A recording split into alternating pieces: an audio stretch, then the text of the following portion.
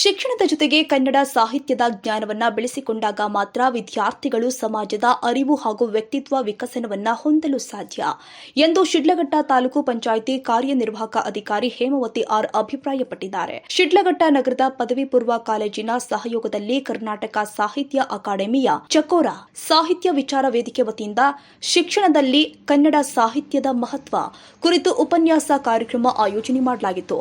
ಕಾರ್ಯಕ್ರಮವನ್ನು ಗಿಡಕ್ಕೆ ನೀರುಣಿಸುವುದರ ಮೂಲಕ ಉದ್ಘಾಟಿಸಿದ ಕಾರ್ಯನಿರ್ವಾಹಕ ಅಧಿಕಾರಿ ಹೇಮಾವತಿ ಆರ್, ಪಠ್ಯ ಪುಸ್ತಕಗಳಿಗಷ್ಟೇ ಸೀಮಿತವಾಗದೆ ವಿದ್ಯಾರ್ಥಿಗಳು ಸಾಹಿತ್ಯದ ಜ್ಞಾನವನ್ನು ಕೂಡ ಪಡೆದುಕೊಳ್ಳಬೇಕು ಅಂತ ಕರೆ ಕೊಟ್ಟಿದ್ದಾರೆ.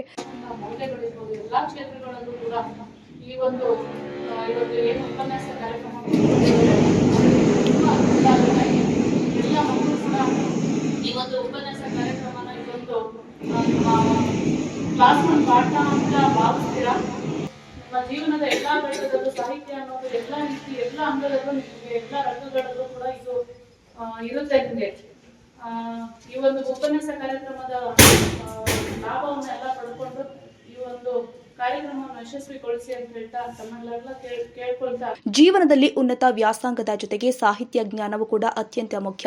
ಸಾಧಕರ ವಿಚಾರಧಾರೆಗಳನ್ನು ಅರಿತುಕೊಳ್ಳುವುದರಿಂದ ವಿದ್ಯಾರ್ಥಿಗಳು ಸಮಾಜದಲ್ಲಿ ಆದರ್ಶ ವ್ಯಕ್ತಿಗಳಾಗಿ ಬೆಳೆಯಲು ಸಾಧ್ಯವಾಗುತ್ತೆ.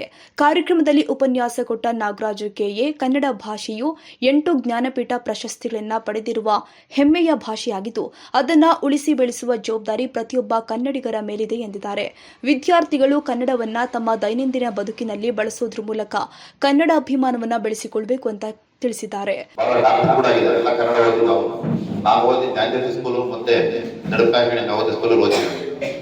ಇಲ್ಲಿ ಕನ್ನಡ ಇಂಗ್ಲಿಷ್ ಅನ್ನ ದಯವಿಟ್ಟು ಯಾವುದಿಲ್ಲ. ಕನ್ನಡ ಯಾಕಪ್ಪ ಅಂದ್ರೆ ನಾನು ಇವತ್ತು ಸಹ ನೀವು ಹೇಳ್ಬೋದು, ಇವತ್ತು ಒಂದು ದಿನ ಸಹ ನಾನು ಚೆಕ್ಕಲ್ಲಿ ಇಂಗ್ಲಿಷ್ ಪದ ಬರ್ತಿಲ್ಲ, ಕನ್ನಡದಲ್ಲಿ ಬರೆದು ಹೋಗೋದು.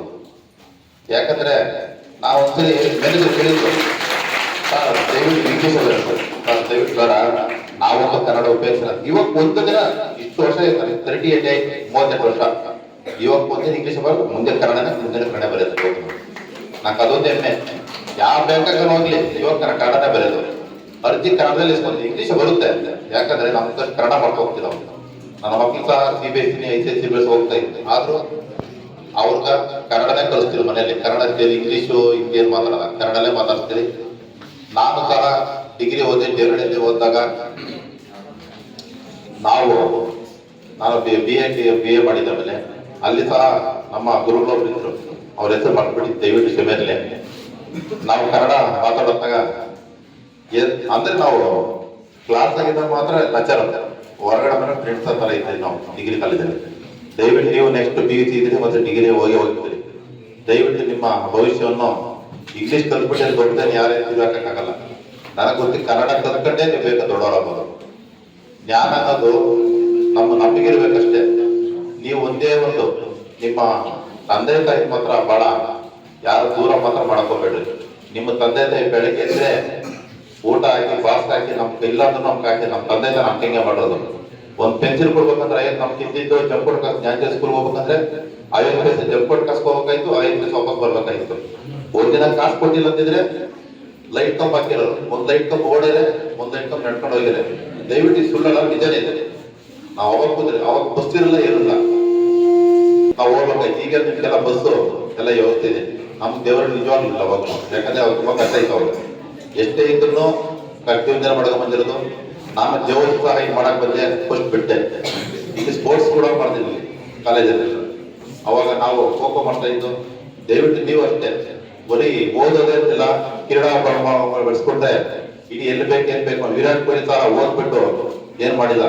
ಜ್ಞಾನ ಒಂದು ಚೆನ್ನಾಗಿದ್ರೆ ಏನ್ ಬೇಕು ಮಾಡ್ಬೋದು ಅಂತ ನಾನು ನಿಮ್ಗೆ ಹೇಳಿ ಮಾತು ಮುಗಿಸ್ತಾ ಇದ್ದೀನಿ. ದಾರಿಗೆ ಹೋಗದೆ ರೀತಿಯಲ್ಲಿ ಒಳ್ಳೆಯ ದಾರಿಗೆ ಹೋಗ್ಬೇಕಾದ್ರೆ ನಿಮ್ಮ ಮನಸ್ಸನ್ನ ಯಾವ ರೀತಿ ಹತೋಟಿಯಲ್ಲಿ ನಿಂತ್ಕೋಬೇಕು, ಏಕಾಗ್ರತೆಯಿಂದ ಓದುವಂತಹ ಕೆಲಸಕ್ಕೆ ತಾವು ಸನ್ನದ್ಧರಾಗಬೇಕು.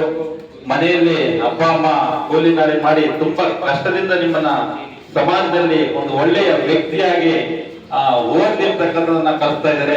ಅನೇಕ ಖಾಸಗಿ ಶಾಲೆಗಳಲ್ಲಿ ಲಕ್ಷಾಂತರ ರೂಪಾಯಿ ಡೊನೇಷನ್ ಕಟ್ಟಕ್ ಆಗದೇ ಇದ್ರು ಕೂಡ ಸರ್ಕಾರಿ ಶಾಲೆಯಲ್ಲಿ ನನ್ನ ಮಗ ಓದ್ಲಪ್ಪ, 4 ಅಕ್ಷರ ಕಲೀಲಪ್ಪ, ಸಮಾಜದಲ್ಲಿ ಉತ್ತಮ ವ್ಯಕ್ತಿ ಆಗ್ಲಿ ನನ್ನ ಮಗ ಅಂತ ಹೇಳ್ಬಿಟ್ಟು ತಂದೆ ತಾಯಿ ನಮ್ಮನ್ನ ಈ ಒಂದು ಕಾಲೇಜುಗಳಿಗೆ ಕಲಿಸ್ತಾ ಇರ್ತಾರೆ. ಆ ನಿಟ್ಟಿನಲ್ಲಿ ಅನೇಕ ರೀತಿಯ ದುಷ್ಟ ಸಂದೇಶಗಳು, ದುಷ್ಟ ದೃಶ್ಯಗಳು ಮೊಬೈಲ್ ಇಂದ ಆಗ್ಬೋದು, ಅನೇಕ ಫ್ರೆಂಡ್ಸ್ ಇಂದ ಆಗ್ಬೋದು, ಅನೇಕ ರೀತಿಯ ಬರ್ತಾನೆ ಇರ್ತವೆ. ಅವುಗಳೆಲ್ಲರಿಂದ ನೀವು ಪಾರಾಗ್ಬೇಕಂತ ಹೇಳಿ ಹೇಳ್ತಾ, ಅತಿ ಮುಖ್ಯವಾಗಿ ಕರ್ನಾಟಕ ಸಾಹಿತ್ಯ ಅಕಾಡೆಮಿಯಿಂದ ಯಾಕೆ ಈ ತರದನ್ನೆಲ್ಲ ಕಾರ್ಯಕ್ರಮ ಹಮ್ಮಿಕೊಂತ ಇದೆ ಅಂದ್ರೆ, ಈ ರೀತಿಯ ಒಂದು ಕಾರ್ಯಕ್ರಮ ಹಮ್ಮಿಕೊಂಡಾಗ ನಾಡು ನುಡಿಯ ಬಗ್ಗೆ, ಅನೇಕ ದಾರ್ಶನಿಕರ ಬಗ್ಗೆ ನಮಗೆ ಗೊತ್ತಾದಂತಹ ಸಂದರ್ಭದಲ್ಲಿ, ಅವರ ವಿಚಾರಗಳು ನೀವು ಒಂದು ಕೇಳಿರುವಂತಹ ಸಂದರ್ಭದಲ್ಲಿ ಎಲ್ಲೋ ಅವರ ಒಂದು ಸಂದೇಶಗಳನ್ನ, ತತ್ವಗಳನ್ನ ಆಳುವಂತಹ ನಿಟ್ಟಿನಲ್ಲಿ ನೀವು ಕೂಡ ಸನ್ನದ್ಧರಾಗಿ ಬದುಕುವಂತಹ ನಿಟ್ಟಿನಲ್ಲಿ ಒಂದು ಮಾರ್ಗದರ್ಶನ ಆಗ್ತಿರ್ತಕ್ಕಂಥ ವಿಶೇಷ ಕಾರ್ಯಕ್ರಮವನ್ನ ಈ ಒಂದು ಕರ್ನಾಟಕ ಸಾಹಿತ್ಯ ಹಮ್ಮಿಕೊಳ್ತಾ ಇರ್ತಕ್ಕಂಥದ್ದಾಗಿದೆ. ಸುಮ್ಮನೆ ಅವರು ಒಂದು ಸಾಲನ್ನ ಹೇಳಿ ಈ ಹಾಡನ್ನ ಕೇಳಿದ್ರಲ್ಲ, ಅವರೇ ಬರ್ದಿರೋ ನಂತರ ಅವ್ರನ್ನ ಕರ್ನಾಟಕದ ಕಬೀರ ಅಂತ ಕರೀತಾರೆ. ಸಂತ ಅವ್ರು ಬರೆದಿರುವಂತ ಹಲವಾರು ಸಾಹಿತ್ಯ ಕನ್ನಡದಲ್ಲೇ ಬರೆದಿರುವಂತಹ ಸಾಹಿತ್ಯ ತತ್ವ ಪದಗಳು ಕೇಳ್ತಾ ಇದ್ರು, ಇನ್ನು ಕೇಳಬೇಕು ಅಂತ ಅನ್ಸುತ್ತೆ. ಸುಮಾರು ಹಲವಾರು ಮೌಲ್ಯಗಳನ್ನ ಅವರು ತತ್ವ ಪದಗಳಿಂದ ನಾವು ಕಲಿತೀರಿ. ಅಷ್ಟೇ ಇಲ್ಲ, ಯೋಗದ ಸಿರಿ ಬೆಳಕಿನಲ್ಲಿ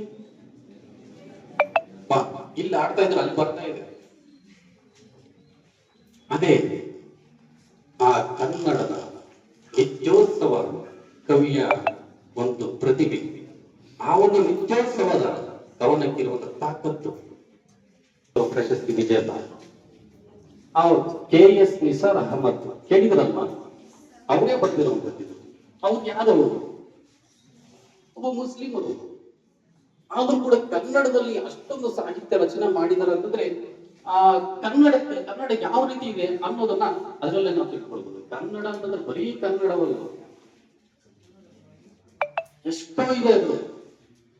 ಕನ್ನಡ ಒಂದೇ ರೀತಿಯಲ್ಲಿ ಬೆಳೆದು ಬಂದಿಲ್ಲ. ಪೂರ್ವದ ಹಳೆಗನ್ನಡ, ಮತ್ತೆ ನಡುಗನ್ನಡ, ಹೊಸಗನ್ನಡ, ಈ ರೀತಿ ಹಲವಾರು ಮಜಲುಗಳನ್ನು ಕೊಟ್ಟು ಬಂದಿದೆ ಅದು ಕನ್ನಡ.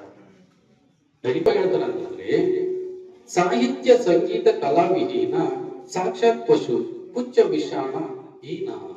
ಅಂದ್ರೆ ಸಾಹಿತ್ಯ ಸಂಗೀತ ಕಲೆಗಳನ್ನ ಕಲಿದೇ ಇರುವಂತಹ ಒಬ್ಬ ವ್ಯಕ್ತಿ ಬಾಲ ಮತ್ತು ಕೊಂಬುಗಳಿಲ್ಲದ ಒಂದು ಪಶು, ಅಂದ್ರೆ ಪ್ರಾಣಿ ಇದ್ದಂತೆ. ಹೌದಾ? ಏನ್ ಸರಿ ಕೇಳಿದ್ರು ನಾವು ಕೂಡ ನಮ್ಗೇನು ಬಾಲ ಇದೆ, ಕೊಂಬುಗಳಿದೆಯಾ ಅಂತ ಅನ್ಬೋದು. ಹೌದು, ಅಂದ್ರೆ ನಾವು ಸಾಹಿತ್ಯದಿಂದ ಮಾತ್ರವೇ ಜೀವನದ ಮೌಲ್ಯಗಳನ್ನ ಕಲಿಯೋದಕ್ಕೆ ಸಾಧ್ಯ, ಬದುಕಿನ ಭಾವನೆಗಳನ್ನ ಅರ್ಥ ಮಾಡ್ಕೊಳ್ಳೋದಕ್ಕೆ ಸಾಧ್ಯ. ಅದಿಲ್ಲದೆ ನಾವು ಏನು ಮಾಡಬಹುದು?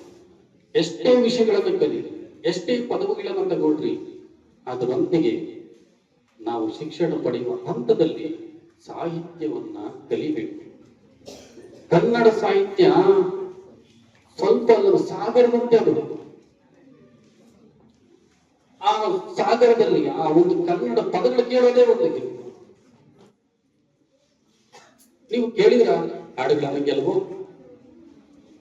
ಶಿಕ್ಷಣದ ಮೂಲಕವೇ doctor APJ Abdul Kalam, sir M Visvesvaraya, doctor BR Ambedkar ಸೇರಿ ಅನೇಕ ಮಹನೀಯರು ಕೀರ್ತಿವಂತರಾಗಿದ್ದಾರೆ. ವಿದ್ಯಾರ್ಥಿಗಳು ವಿದ್ಯಾಭ್ಯಾಸದ ಜೊತೆಗೆ ಕನ್ನಡ ಸಾಹಿತ್ಯದ ಅರಿವು ಬೆಳೆಸಿಕೊಳ್ಳಬೇಕು. ಕಾರ್ಯಕ್ರಮದಲ್ಲಿ ಚಕೋರ ಜಿಲ್ಲಾ ಸಂಚಾಲಕ ಪಾತ ಮುತ್ತಹಳ್ಳಿ ಚಲಪತಿ ಗೌಡ ಅಕಾಡೆಮಿಯ ಸಾಹಿತ್ಯ ಕಾರ್ಯಕ್ರಮಗಳ ಕುರಿತು ಮಾಹಿತಿ ಕೊಟ್ಟಿದ್ದಾರೆ. ಶಿಕ್ಷಣ ಹಾಗೂ ಕನ್ನಡ ಸಾಹಿತ್ಯದ ಮಹತ್ವ ಕುರಿತ ಪ್ರಶ್ನೋತ್ತರ ಸ್ಪರ್ಧೆಯಲ್ಲಿ ಉತ್ತರಿಸಿದ ವಿದ್ಯಾರ್ಥಿಗಳಿಗೆ ಪುಸ್ತಕಗಳನ್ನು ನೀಡಿ ಗೌರವಿಸಲಾಗಿದೆ. ಇದೇ ವೇಳೆ ಜಿಲ್ಲಾ ಸಂಚಾಲಕ ಧರೆ ಪ್ರಕಾಶ್ ಜನಪದ ಗೀತೆಗಳ ಮೂಲಕ ವಿದ್ಯಾರ್ಥಿಗಳನ್ನು ರಂಜಿಸಿದ್ರು. ಕಾರ್ಯಕ್ರಮದಲ್ಲಿ ಕಾಲೇಜಿನ ಪ್ರಾಂಶುಪಾಲ ಸಿ ವೆಂಕಟ ಶಿವಾರೆಡ್ಡಿ, ಎನ್ಎಸ್ಎಸ್ ಅಧಿಕಾರಿ ಎಚ್ಸಿ ಮುನಿರಾಜು, ರೈತ ಸಂಘದ ಜಿಲ್ಲಾ ಪ್ರಧಾನ ಕಾರ್ಯದರ್ಶಿ ಭಕ್ತರಹಳ್ಳಿ ಪ್ರತೀಶ್, ಯುವ ಘಟಕ ಜಿಲ್ಲಾಧ್ಯಕ್ಷ ಸುಬ್ರಹ್ಮಣ್ಯ ಸೇರಿ ಹಲವರು ಉಪಸ್ಥಿತರಿದ್ದರು. ನ್ಯೂಸ್ 81 ಕನ್ನಡ, ಮಾನಸ್.